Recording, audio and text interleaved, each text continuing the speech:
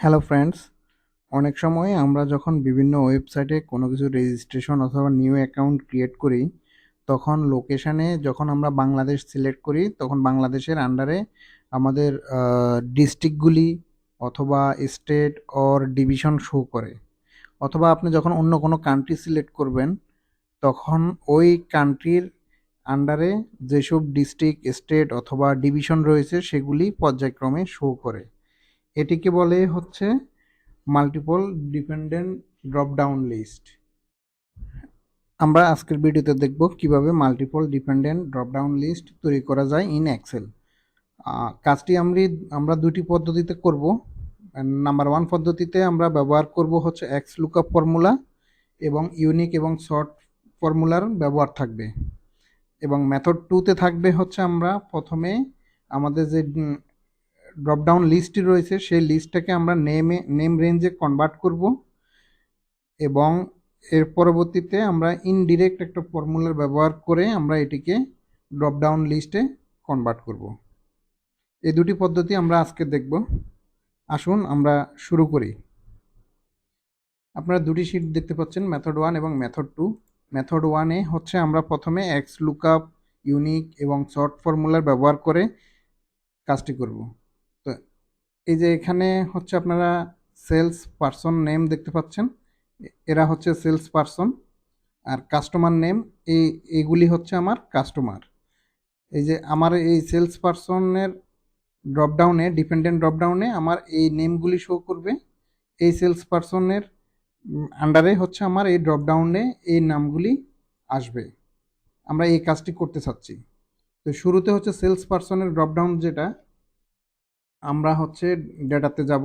Data থেকে simple যেভাবে dropdown create করে আমরা সবাই জানি। ডেটা ভ্যালিডেশনে গিয়ে এখানে আমরা লিস্ট আকারে দেখতে চাই, এবং সোর্সে গিয়ে আমি এখানে ওকে দেব। ওকে দিলে হচ্ছে আমার এই যে এখানে ড্রপডাউন লিস্ট চলে আসছে। এখন আমরা এখানে দেখতে চাচ্ছি এই যে সাকিবের আন্ডারে হচ্ছে আমার এই আমার যে ড্রপডাউন আছে এই কাস্টমারগুলোকে আমি ড্রপডাউন হিসেবে এখানে দেখতে চাচ্ছি।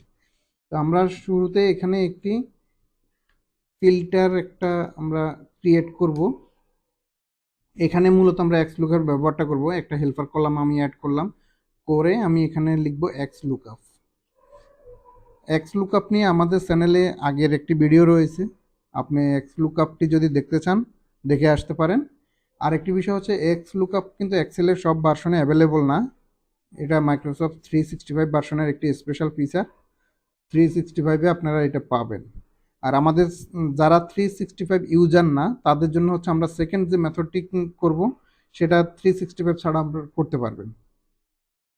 ওকে, এক্স লুকআপের ক্ষেত্রে প্রথমে হচ্ছে আমার লুকআপ ভ্যালু হচ্ছে আমার এই যে সেলস পারসনটা। দেন হচ্ছে আমার লুকআপ অ্যারে হচ্ছে আমার এই রেঞ্জের মধ্যে এই সাকিবকে লুকআপ করবে।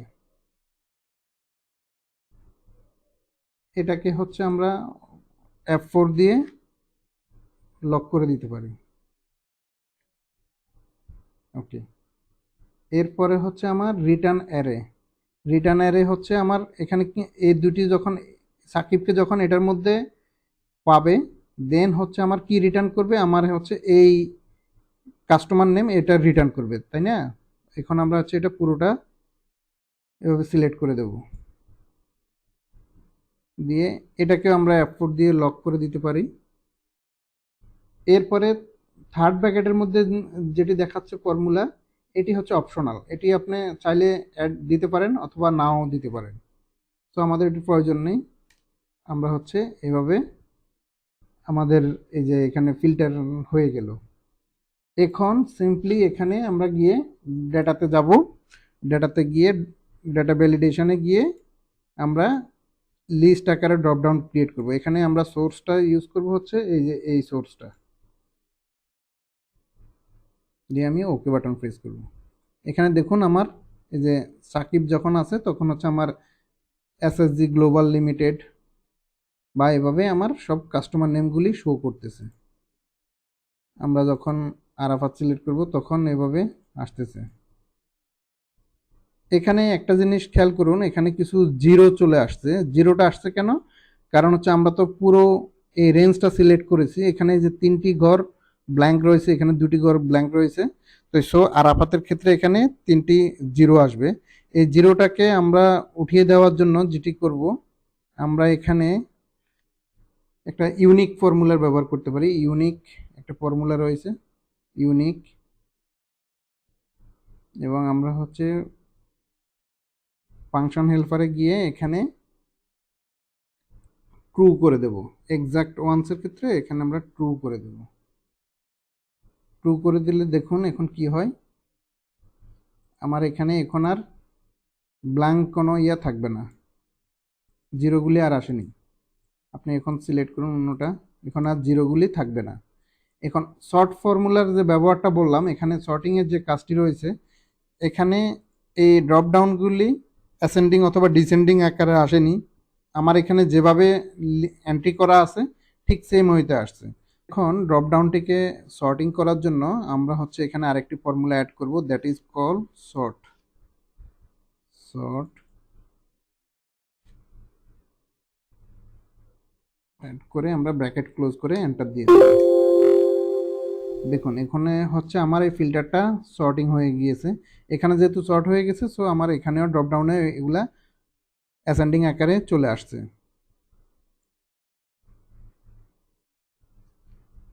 ওকে, আসুন আমরা এখন দ্বিতীয় মেথডটি দেখি। দ্বিতীয় মেথডে আমাদের সেম ডেটাসেটটি রয়েছে।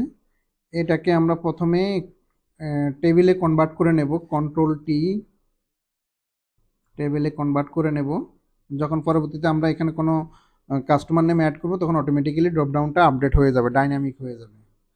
এরপরে আমরা যেটি করব, আমরা এখন আমাদের এই রেঞ্জটাকে আমরা নেম রেঞ্জে কনভার্ট করব। নেম রেঞ্জে কনভার্ট করার জন্য আমরা যাব হচ্ছে ফর্মুলাতে। ফর্মুলাতে গিয়ে ক্রিয়েট ফ্রম সিলেকশন এখানে যেতে পারি, অথবা কন্ট্রোল শিফট F3 তে প্রেস করলে তখন এখানে চলে আসবে। এখানে আসার পরে ছোট একটি ডায়লগ বক্স আসবে, যে ডায়লগ বক্সে আসবে create name from values in the top row, left column, bottom row, right column. আমরা হচ্ছে এখানে শুধু টপ রোতে ক্লিক করে চেকবক্সটা অন রেখে আমরা ওকে বাটনে প্রেস করব। ইয়েস দেব, ইয়েস দেব। ওকে, এরপরে এখানে হচ্ছে আমরা ড্রপডাউন ক্রিয়েট করব। ডেটাতে গিয়ে ডেটা ভ্যালিডেশন, সেম ওয়েতে লিস্ট ক্রিয়েট করব।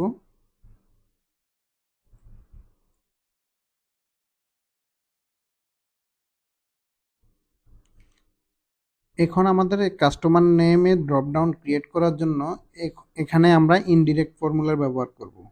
আমরা ডেটাতে গিয়ে ডেটা ভ্যালিডেশনে যাব, এখানে লিস্টে যাব, এই সোর্সের এখানে আমরা ইকুয়াল চিহ্ন দিয়ে আমরা লিখব হচ্ছে ইনডিরেক্ট,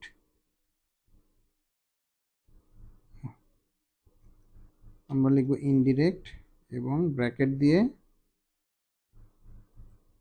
আমরা হচ্ছে এই যে এই ড্রপডাউনটাকে দেখিয়ে দেব, B6 দিয়ে ব্র্যাকেট ক্লোজ করে ওকে ক্লিক করব। কাজ শেষ আমাদের।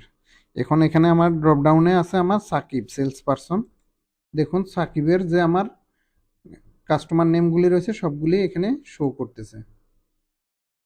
এরপরে যদি আমি এখানে অন্য নেম সিলেক্ট করি, তখন তার যে কাস্টমারগুলি রয়েছে সেইগুলি এখানে শো করবে।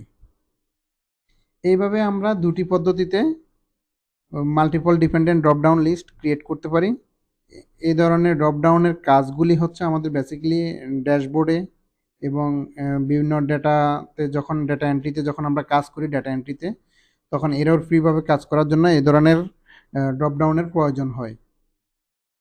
So okay, that's for our today's session. Thank you, আল্লাহ হাফিজ।